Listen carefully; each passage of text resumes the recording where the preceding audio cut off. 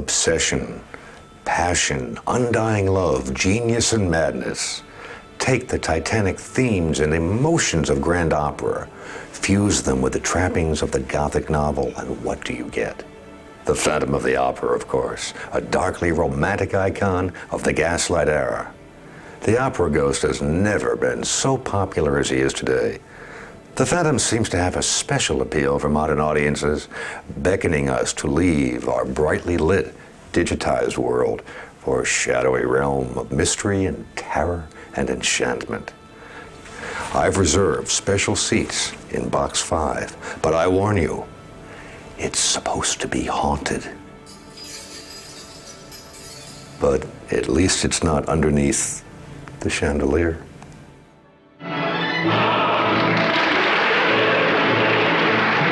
Opera is often regarded as the highest combined achievement of the arts. Music, movement, and visual grace all elevated to a nearly superhuman plane. But within this celestial realm, there dwells a fallen angel. It's a fairy tale. There's an angel, and then there's evil.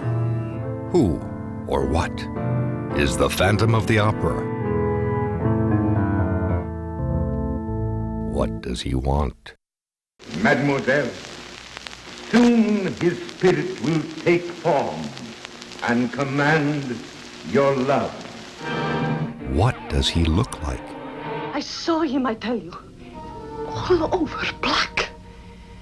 And his eye staring at me. His eye? Eye. One eye in the middle of his forehead. He has a long nose and a big red beard. You make me nervous. And his nose, there is no nose. No, he has no nose.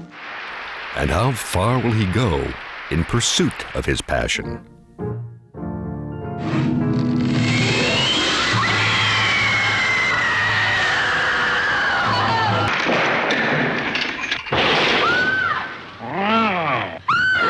If one theme recurs in the canon of Universal Studios horror, it is certainly the timeless legend of Beauty and the Beast.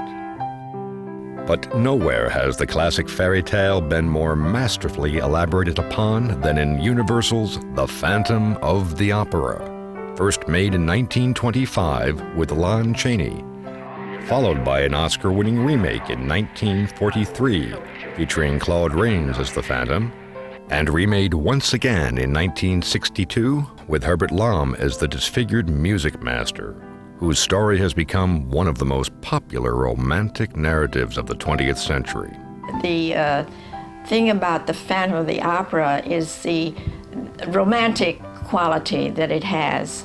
Well, the appeal certainly of the Phantom of the Opera is one of those perennial things where you have a character who also has a tragic element. It's so intriguing and mysterious, the mystery of it all. It fascinates people. I think the thing that sticks in everybody's mind is the removal of the mask.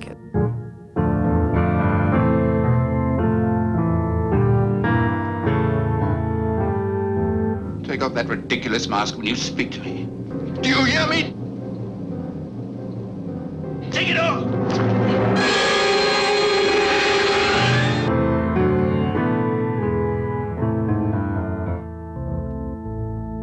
The Opera Ghost was the creation of a Frenchman, Gaston Leroux. Lawyer, journalist, author of many fantastic novels, but none so enduring as The Phantom of the Opera. First published in 1910, Phantom became a popular success. It told the story of Eric, a horribly disfigured musician who dwells in the catacombs beneath the Paris Opera House, and his unrequited love for a singer named Christine. When his passion is thwarted, a reign of terror ensues. A primary inspiration for Leroux's book was an earlier novel, George du Maurier's Trilby. It told the story of Svengali, a maestro of mesmerism, who possesses the soul and voice of a beautiful young singer. Carl Laemmle, president of Universal Pictures, bought the film rights to Phantom for actor Lon Chaney to follow Chaney's phenomenal success in The Hunchback of Notre Dame. It had all of the elements and the ingredients for a rip-roaring melodrama. And of course, the main thing is, it was a perfect vehicle for Lon Chaney as a follow-up to The Hunchback.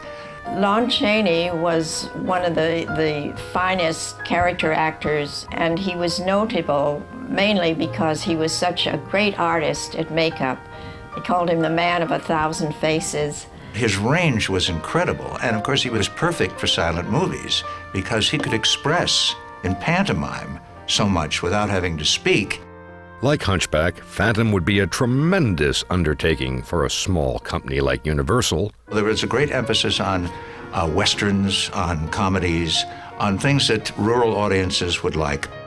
Laemmle first intended to shoot on location in France, but he finally brought Paris to Hollywood, and the opera rose up at Universal City in the shadow of Notre Dame. It was a very elaborate, very expensive production, and the stage was an exact replica of the Paris Opera House. The set for the Opera House was actually newly constructed for the 1925 version, and it was one of the first, if not the first, steel structure sets built on the Universal lot. And it was quite a deal at that time. And because it was such an incredible set, they were able to use it time after time for many productions, including the 1943 production. The Phantom stage, art directed by E.E. Sheely and Sidney Ullman, perfectly duplicated the Paris original, but no one at Universal knew what the backstage and cellars looked like. Ben Carreiro, a French artist now in Hollywood, had worked at the Paris Opera and was called in to help. His English unintelligible, Carreiro spoke fluently with charcoal. A grateful Universal thanked him, and Carreiro moved on to his next assignment. Nearly half a century would pass before Carreiro would actually see the film and learn how carefully his designs had been executed. Such an exquisitely designed production required an especially attractive leading lady. The coveted role of Christine went to a relatively unknown ingenue named Mary Philbin. Mary Philbin and I were neighbors in Chicago. She was 6 years older than I, but a beautiful, beautiful girl, just exquisitely beautiful. And at the time, Universal was having a beauty contest, and my father urged her to send a picture, and she did, and she won a contract. Mary was not of this world, really, not of this age. She was extremely shy. She was a lovely, sweet, gentle human being. Lon Chaney's screen persona was the complete antithesis of Mary's, the beast to her beauty. And although Chaney was unparalleled as a master of grotesque makeup, Phantom would put even his talent to the test. The concept of the death mask comes from the book. So this is Christine describing to Raoul. Suddenly, I felt a need to see beneath the mask. I wanted to know the face of the voice. And with a movement which I was utterly unable to control, swiftly my fingers tore away the mask. If I lived to be 100, I should always hear the superhuman cry of grief and rage which he uttered when the terrible sight appeared before my eyes. I fell back against the wall, and he came up to me, grinding his teeth. And as I fell upon my knees, he hissed mad, incoherent words. Leaning over me, he cried, "Look, you want to see? Feast your eyes, glut your soul on my cursed ugliness." To create the illusion of a living skull, Chaney had taken inspiration from a book illustration by André Castagne, which only partially revealed the Phantom's face. An exaggerated skull cap raised his forehead, and his cheekbones were exaggerated with putty. Further distortion was achieved by wadding inserted into either side of his mouth. Small prongs attached to a set of decaying teeth created the perpetual grin of a death's head and held the mouth open. The makeup's most startling feature, a skeletal nose, was intensified for close-up shots by means of a wire appliance. Partially visible in these photos, inserted into his nostrils, then pulled taut and hidden by putty. According to cameraman Charles Van Anger, the device often caused significant bleeding. Well, it was pretty ghastly, and when he was unmasked, so to speak, it was a real shock. For Carl Laemmle's niece, Carla, who lived with her parents on the backlot, life at Universal was never more exciting than during the production of Phantom. And when I was 16 years old, they were making the Phantom of the Opera, and I was chosen to be the prima ballerina, which was quite a big thrill to me.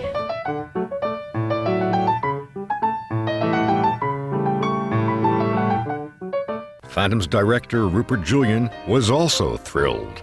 After 10 routine years as an actor and director with Universal, the former Percival T. Hayes, son of a New Zealand pub owner, had landed in Clover.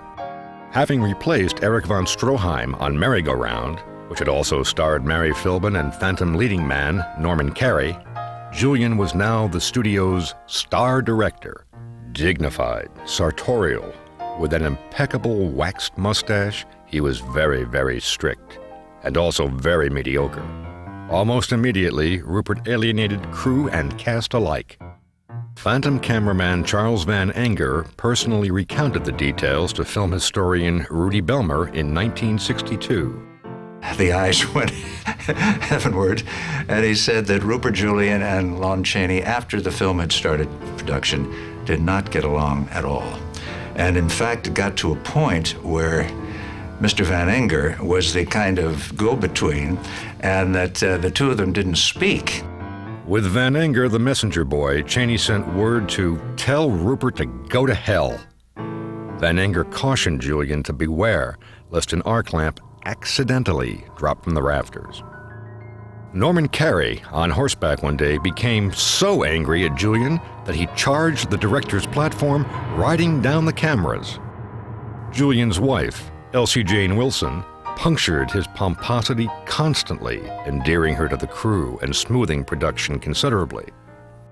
If the behind-the-scenes battles were colorful, so was the film itself. The new two-color Technicolor process was used for scenes of spectacle and pageantry. With over $500,000 spent and the New York opening set for February 1925, a January preview was a disaster. Lemley fired his general manager. Rupert Julian walked out. Director Edward Sedgwick, a Western specialist, reshot 60% of the film. Action and comedy would save the day. Norman Carey now had Ward Crane as a Russian count to duel with for Mary Philbin's affections, and comedian Chester Conklin to duel wits with. In April, San Francisco got an eyeful. Gales of laughter greeted the movie. The story drags to the point of nausea, said one critic. The picture was pulled. Lemley fired the new general manager and entrusted Phantom's salvation to a woman, director Lois Weber. She supervised the cut and paste of all Phantom footage. In the preview version, Eric's soul had been redeemed by Christine's kiss, and he died literally of a broken heart.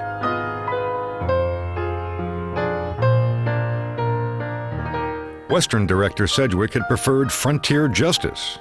Lois Weber cut to the chase.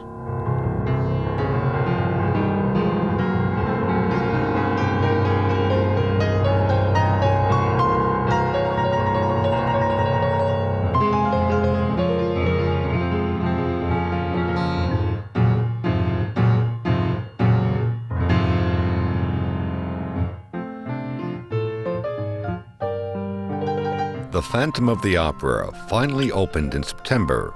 Final cost, $632,000. It was a sensation, grossing more than $2 million. It was one of the last hurrahs of the silent cinema. Then in 1927, everything changed.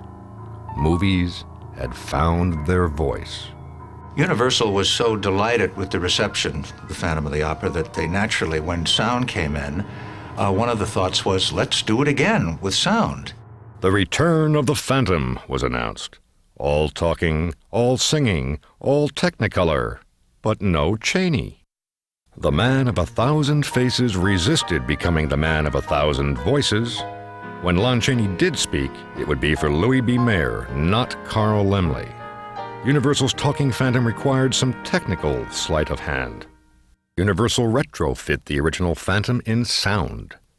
Prohibited by contract from dubbing Chaney's voice, Universal simply wrote his dialogue in the third person, as if delivered by an emissary, and looped it only over shots of his shadow, avoiding mouth synchronization. Don't be afraid. No harm shall come to you, Christine. The master is waiting. Walk to the mirror. Have no fear. 40% of the film was reshot in synchronous sound. Trade papers called the results breath-talking. But the microphone rang down the curtain on the careers of both Mary Philbin and Norman Carey. You know, I wonder what prompted them to give you this chance. Why, my voice, naturally. The new opera inserts were weekly staged by director Ernst Lemley, filmed by locked-off cameras. She's singing, it brings down the chandelier.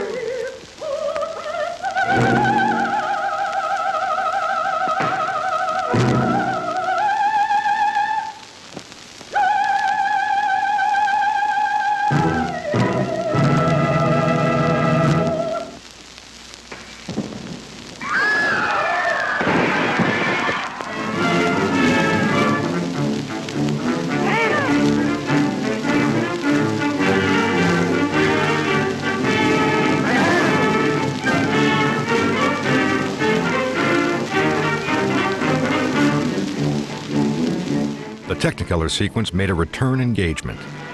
And so did Lon Chaney, even if his lips were contractually sealed.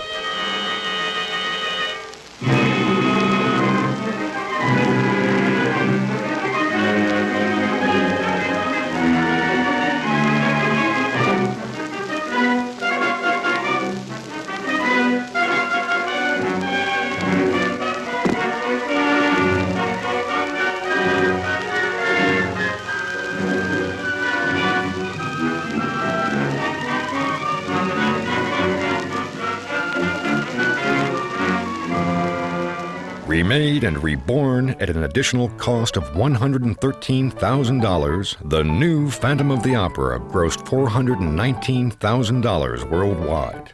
Welcome money indeed for Universal in the first year of the Great Depression.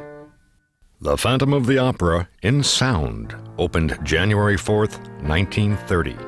3 weeks later, Lon Chaney signed with MGM for his first and only talkie, The Unholy Three.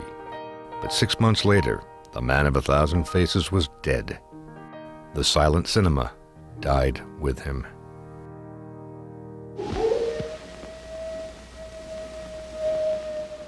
Universal soon established itself as Hollywood's leading house of talking horror.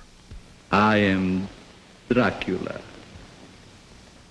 At the height of the horror boom in 1935, Universal announced a remake of The Phantom of the Opera to be produced on a grand scale. But overextended financially, the Lemleys lost the studio. The new Universal management forged ahead, promising its own ambitious Phantom. Martha Eggerth, the Hungarian Nightingale, was announced as Christine, and Cesar Romero as Raoul. Psychologically wounded in World War I, the new Phantom was a shell-shocked music master in contemporary Paris, whose mental derangement made him imagine his disfigurement. Would he be played by Karloff the Uncanny, or the great opera star Fyodor Shalyapin? 1936 economy measures at the new Universal, coupled with the British embargo on horror films, banished this Phantom. 20th Century Fox seized the moment and cast Boris Karloff as a masked Mephisto in Charlie Chan at the Opera. But like all good Universal monsters, the Phantom was only resting, waiting for new life to come. By 1939, a son was born to the House of Frankenstein, along with a daughter, teenage songbird Deanna Durbin, whose box office appeal was also of monstrous proportions. She was the star of the studio. The studio had recovered, from going down financially because of Deanna's first picture, Three Smart Girls. In 1941, the Phantom was to be reborn, remade, rejuvenated once again, even if he must play second fiddle to Deanna. Charles Laughton, acclaimed for his portrayal of Quasimodo in the 1939 remake of The Hunchback of Notre Dame, had just played Durbin's surrogate father in It Started With Eve for director Henry Koster. Why not, thought Koster, reunite them and make Eric and Christine father and daughter? Koster told the press that his Technicolor movie would present the backstage opera in tones of gray and brown, and then the splash of bright red blood. Durbin saw red too and rejected the script. As 1941 ended, Universal's family included the immensely popular comedy team of Abbott and Costello. Their director, Arthur Lubin, moved to the A roster. No stranger to horror, Lubin could scare up a phantom on time and on budget. And his producer, George Wagner, knew something about horror, having produced The Wolfman and other chillers. Mr. Wagner was a complex man. He was a cowboy, basically. Big, impressive person with steely blue-gray eyes, and with a lot of love of music and things inside him. And it was a great opportunity for him to do Phantom. He loved music, like most of the producers at Universal somehow had something to do with music. Either it was their hobby, or it had been their profession, or it still was their profession. Wagner also knew about the son of 1,000 Faces, Lon Chaney Jr., who lobbied to reprise his father's greatest role. Chaney was never seriously considered, but the equally unlikely contract player Broderick Crawford was. Suggestions that budget Bobby Soxer Grace McDonald portray Christine were quickly gagged. Phantom was now a $1 million movie, needing a $1 million star. Universal's Invisible Man, Claude Rains, was between contracts at Warner Brothers. In Hollywood, Rains always projected urbane sophistication, but it was an image hard-earned. I am always in awe of how terribly elegant he was. He was one of 12 children. All but 2 died from poverty-related illnesses in London. This was not an elegant upbringing. He had a very strong Cockney accent, which I couldn't understand when he spoke with it. He also had a couple of speech impediments. He couldn't say R's. His name was William Rains, so he called himself Willie Wains. He really transformed himself over a long period of time into somebody else, and that was the person that I knew. Rains accepted the role of the Phantom with one special provision. He refused to wear an elaborate makeup. He dreaded being typecast in fright films and had previously turned down the Basil Rathbone part in Son of Frankenstein. The opera, of course, always has its prima donna. When it came to Universal Monsters, there was only one contender for the title. The great Jack Pierce, the dictator of all dictators. Nobody was ever late at Jack Pierce's office. You never dared to be 5 minutes late when he said, be there at 7:30 or sometimes 5:30 in the morning. You had to be there. I was late once at Jack Pierce's office, the first and the last time. I never did it again. Pierce's authority was never challenged for a simple reason. Jack Pierce was a marvelous makeup man and the best in the business. Pierce had to keep simplifying the Phantom's face of fire until it met with Rains' approval. Sensitivity to returning combat veterans, many of them disfigured, also caused the producers to tread carefully.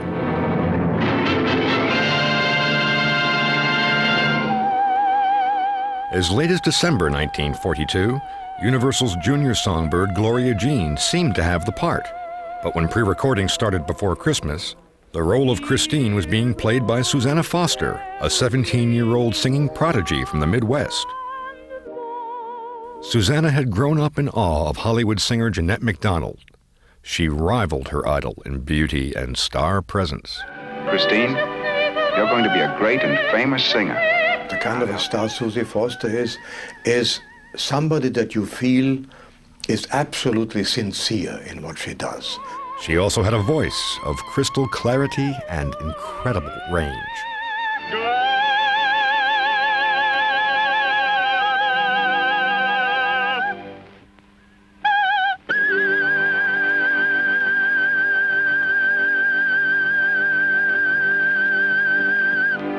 I could not stand these seas above the high seas. It was a pain in the ear for me, but it was a great piece of art. It made her famous, and she was, I think, the only one who could do it. 5 years in Hollywood without a starring role, it was a dream come true when she was selected to play Christine opposite Jeanette MacDonald's co-star, baritone Nelson Eddy. Nelson was thrilled about the prospect, until Arthur Lubin told him he would have to dye his blonde hair. He accepted the role only when Jack Pierce developed a special black hair dye that would wash out each night. Think we can get through this crowd? Certainly. After all, who'd pay any attention to a baritone and a detective? You saw what Arthur Lubin could do. In this very dramatic picture, he combined a comedy interest between the two leading men, between Nelson Eddy and Edgar Barrier. And those little scenes that he did where he was injecting comedy made a great deal of this picture. After you, monsieur. After you, monsieur. Lubin had the challenge of his first Technicolor production. The Technicolor process, as it was, the three-strip process in those days, involved a special camera which had 3 strips of film in register, 2 in bipack and 1 at right angles, and a beam splitter. So that what you had, you were recording each of the primary colors. But you used a tremendous amount of light to be able to really get a good exposure on these 3 films that ran through the camera. The lighting, it was very hot on the set, and we had to wear heavy makeup. You have a Technicolor advisor. You have the Technicolor Natalie Kalmus, who came with the package, and she was advising on color, lighting, on fabrics, on sets, and she was generally regarded as a bit of a pain. Natalie Kalmus was the head of the company, and was always, every day she was on the set. The directors of photography were W. Howard Green of Technicolor and Oscar winner Hal Moore, familiar with the Phantom stage since the late silent days. Working with Hal Moore was an experience because he was with you when he was behind the camera. He was one of the great, maybe the greatest cameraman at that time. The incredibly mobile Broadway crane, which Moore had co-developed, provided remarkable views of the auditorium. Well, the color was so beautiful. The actors looked good, and the wonderful camera work, and the Golitsyn design. He's a great painter. Art director Alexander Golitsyn redressed the Opera House for Technicolor. Wartime restrictions on studio construction required ingenious use of existing sets.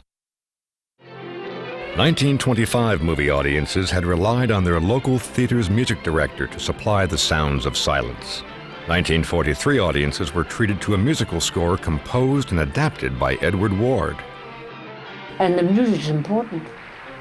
It was important in his book. The music's very important.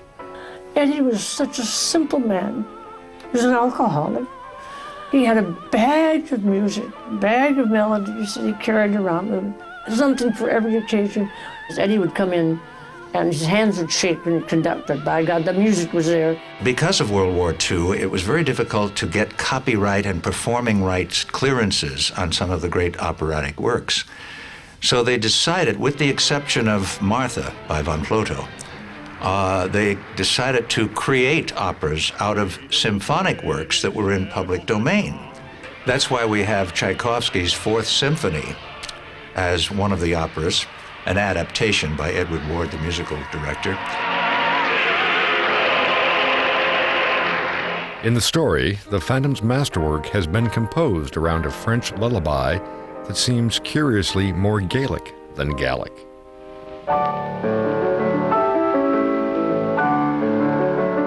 It's a beautiful tune, but I always think of the Kerry dance, that Irish, traditional Irish tune. But if you took out the Irish lilt and played it in a simple melodic line,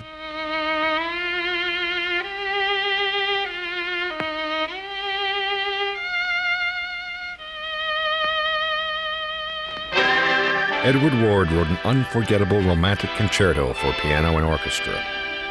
My concerto.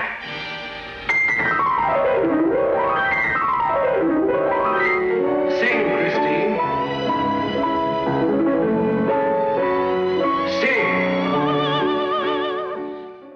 In its spectacle, color, thrills, music, and dramatic intensity, Phantom of the Opera was a popular entertainment for wartime audiences, the equivalent of any legitimate opera of the Gaslight era. An echo from the past, the original Raoul, Norman Carey, visited the set. He seemed pleased to meet his modern counterpart, but it is likely that he had not forgotten the bitter agonies of 1925. Free of the anxieties that had accompanied the silent film, this Phantom was a model of efficient production. All these people at Universal at that time, it was a family. We knew each other when we came to the set. It was as if we had spent the night together, as if we had lived together in the same house. There was one family tie that retained a slight kink, the relationship between Christine Dubois and Eric Claudin. This Phantom is a tragic violinist, crippled by arthritis and dismissed from the orchestra. It's no use, Maestro. Something has happened to the fingers of my left hand. He lives in poverty, pouring all of his savings into providing lessons for a young singer who knows nothing of her benefactor. Why does he do this? Isn't it obvious? Claudin probably fell in love with her. It wasn't obvious in the shooting script. Claudin was her father, a poor violinist who had abandoned his wife and child in pursuit of his muse. Mama Claudin died of grief, and the infant Christine was reared by her aunt. The theme originates in the book, with Christine's affection for her dead father. She believes that Eric's voice is the angel of music, which her father had promised to send from heaven. Unaware of their bond, Christine is polite, but puzzled by this oddly solicitous older man. Christine! I'm sorry. The front office at Universal thought they smelled a whiff of incest and severed the family ties. They were in conflict about whether she was the daughter or whether he was in love with her. Out went Aunt Madeline's telling of the family secret, which Raoul has sworn never to reveal. To secure money for Christine's lessons, Claudin takes his concerto for publication. Thayer will publish this, I promise. A tragic misunderstanding occurs. That's my music. I thought I told you to get out. You've stolen my music. Steve! Oh, you've stolen my music!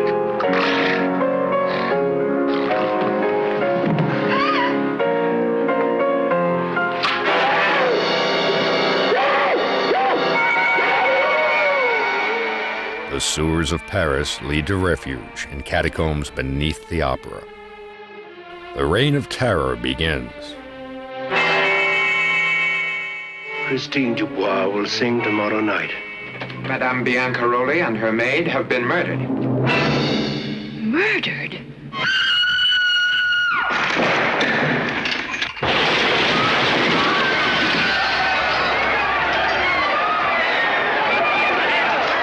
You're not one of the police. Don't be frightened. I watch over you. I've always watched over you. Come. The fallen angel makes a heaven of his hell. You'll love it here when you get used to the dark. And you'll love the dark, too. It's friendly. The music comes down and the darkness distills it. And life here is like a resurrection. A ritual is reenacted.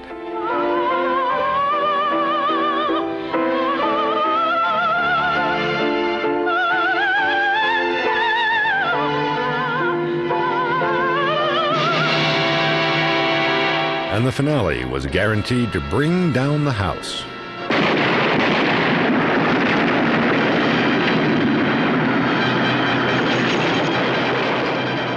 A sneak preview went badly. Then, the first night audience in Chicago howled with laughter. Had the Phantom jinx struck again? Universal management prayed. Their prayers were answered, just as Carl Laemmle's had been in 1925. Phantom of the Opera was an immediate smash, breaking records around the country. Box office receipts poured in. The most they'd ever made. Even any Durban film had never made the money that Phantom made.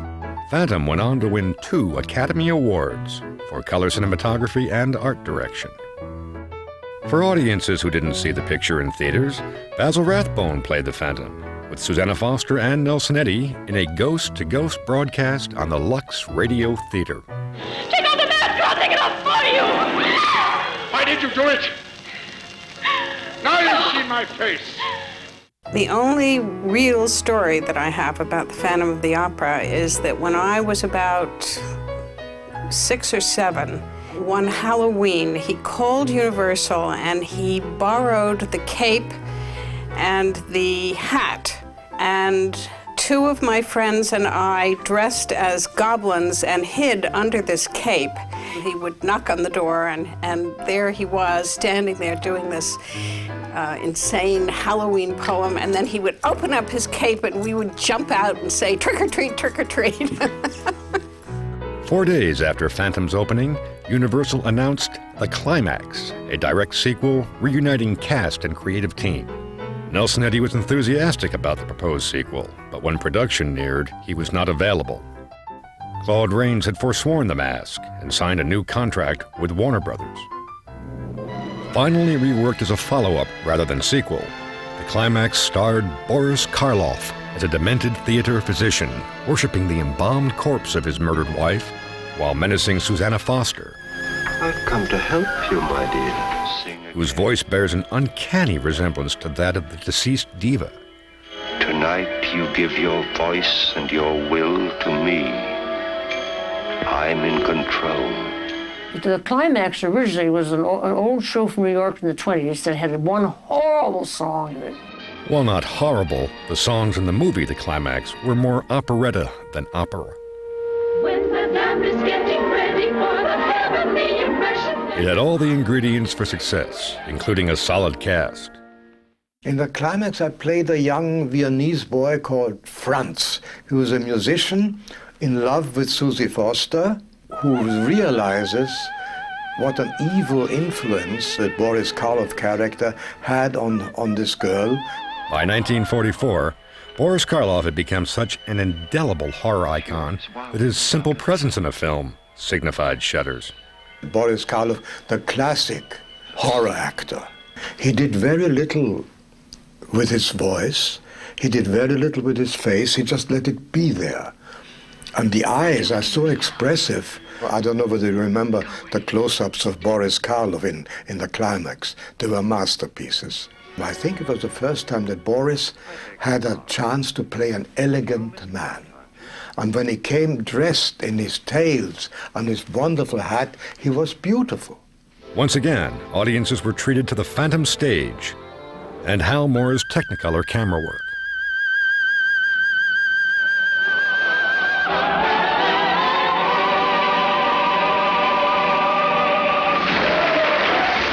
But Universal's hope to repeat Phantom's success went up in flames. Climax didn't have the name Phantom of the Opera. With that name alone, you were safe. The Climax proved more of an anti-climax at the box office. Following World War II, the Phantom lurked quietly at Universal, unmasked again for a cameo in William Castle's 1951 Hollywood Story. In 1955, another Phantom script was prepared, again set in the Gaslight era. But the new face of fear at Universal International was the creature from the Black Lagoon and other modern horrors of the fabulous 50s. Lon Chaney now was the stuff of old-fashioned melodrama, which the film story of his life became. Damn you! Damn you! Damn you! Man of a Thousand Faces was a sanitized retelling of Chaney's own Hollywood story. They love him, don't they? The authorized version of a very private life, which some felt dropped the curtain on the true backstage drama. The son of deaf mutes, Lon Chaney was sensitively portrayed by James Cagney. The film explained Chaney's craft and fame, but weak facsimiles of Chaney's triumphs failed to convey his power of accomplishment. Even Eric's organ requiem sounded contrived, having been ad-libbed by staff composer Herman Stein, asked to strike some chords for what he was told was only a sound check.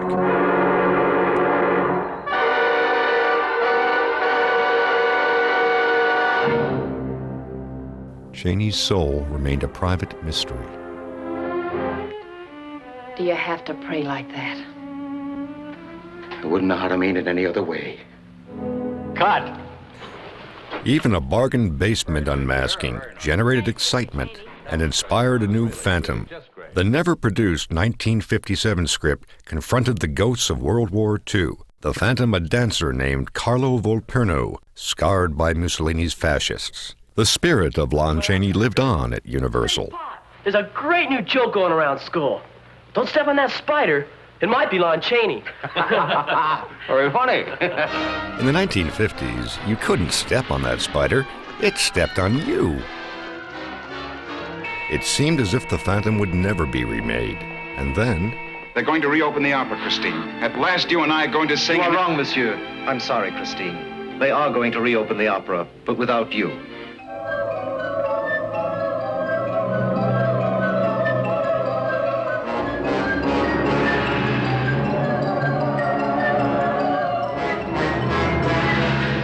But Box 5 remained a problem. Why is that box empty over there? There have been complaints, Lord. Complaints. Voices. People do not like to sit there. Are you trying to tell me it's haunting? Director Terence Fisher, fresh from Hammer Films' triumphs, The Curse of Frankenstein and Horror of Dracula, was at the helm. Like most films that he directed, he didn't have any say in choosing the subject. The studio had the idea to make the film. They said, "Would you like to direct this?" And he would say, "Sure." But it was a subject that appealed to him. It also appealed to Cary Grant. The legend of masculine charisma approached Hammer, wanting to make a horror film. Under the pen name John Elder, producer Anthony Hines tailored his script to the star's romantic persona, only to have Grant's agent refuse his client's wish to play against type. On the rat catcher, you see, sir. Cary Grant could not go and stab the rat catcher in the eye.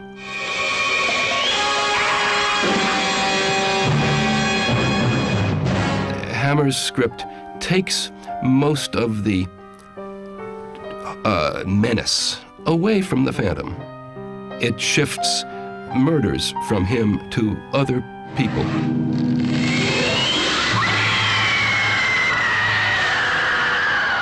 Traditional dirty tricks performed with relish by earlier Phantoms were now delegated to a malevolent imp.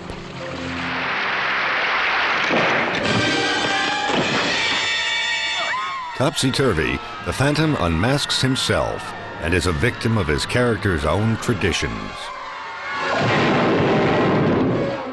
Czech-born, trained at London's Old Vic, Herbert Lom inherited the mask of a kinder, gentler Phantom. Lom gave a masterful performance, blending the tortured pantomime of Lon Chaney with the voice of the fallen angel pioneered by Claude Rains. You're going to be a great and famous singer. I'll help you. Who are you? Be quiet and listen. You sang well, but you will sing better. I shall teach you. When you sing, it will be only for me. You are dining with Ambrose Darcy tonight. Be warned, he is a vile and vicious man. The true villain of the story is Lord Ambrose Darcy, played by Michael Gough, who runs the opera house. You're a delicious little thing. Like Eric Claudin, Professor Petrie is an impoverished musician. This time, the theft is not imagined. You thief! Scoundrel! Penniless composers are invariably drawn to their publishers, where only tragedies are printed.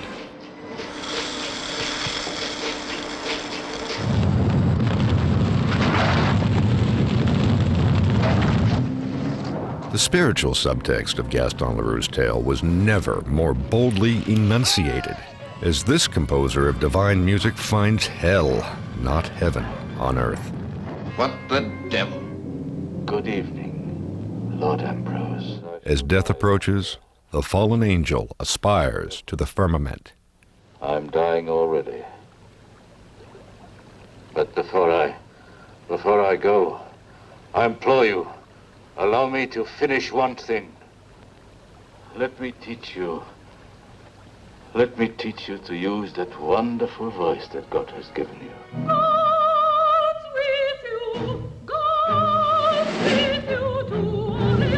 Professor Petrie's masterwork chronicles the martyrdom of Joan of Arc, persecuted by church authorities because she claims to hear the voice of God. And renounce these voices you hear, declare yourself a heretic. Frightened. Christine also hears a voice that warns her of evil. There are forces of evil at large in the opera tonight. Leave the girl and go while you may. A voice whose only desire is to present her a divine gift. Sing! Use that wonderful gift that God has given you. A voice that knows that martyrdom must precede sainthood. You think you can become a great singer without suffering?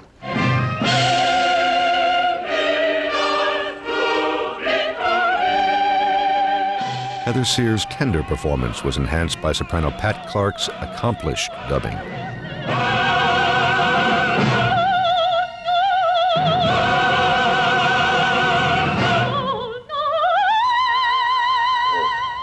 Now, the melody. You begin very quietly.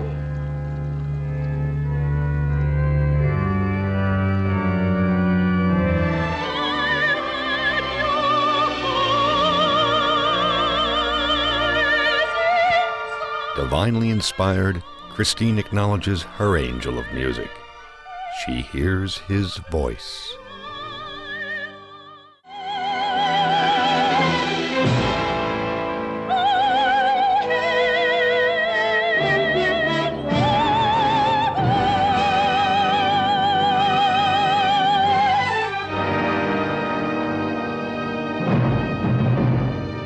The Phantom of the Opera was one of Terence Fisher's most polished films. Films and Filming pronounced it the best thing Hammer had yet produced, but it was not well received at the box office. He did a good job, but it wasn't a job that the public wanted. In the years following Lon Chaney's original Phantom, Universal Monsters frequently spent a night at the opera.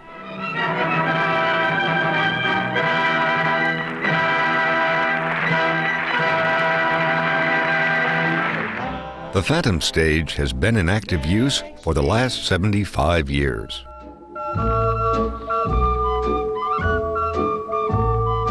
And few audiences realize how many other famous scenes have been shot in the very shadow of the chandelier.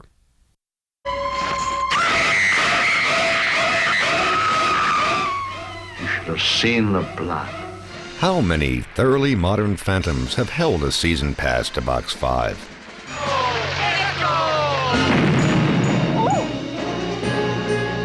Raspberry! My God, it's muzzy. But audiences give few raspberries to the Phantom.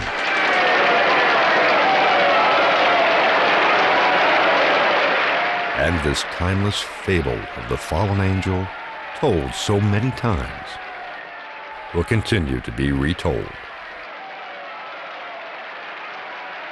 Through beauty's compassion, the beast will always be redeemed. Somehow, I always felt drawn to him with a kind of pity, understanding.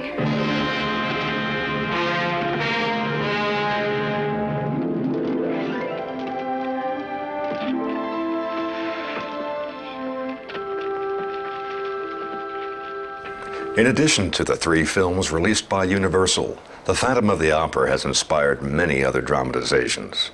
The Andrew Lloyd Webber musical is the most celebrated, not to mention the most successful stage attraction in theater history. Given the story's incomparable track record, there will no doubt be more films and plays and musicals to come. No matter how you look at it, there's a Phantom in your future. For more information on The Phantom of the Opera, I hope you'll join me for a feature-length audio commentary, which you can access from the main menu. On behalf of the Opera Ghost, this is Scott McQueen.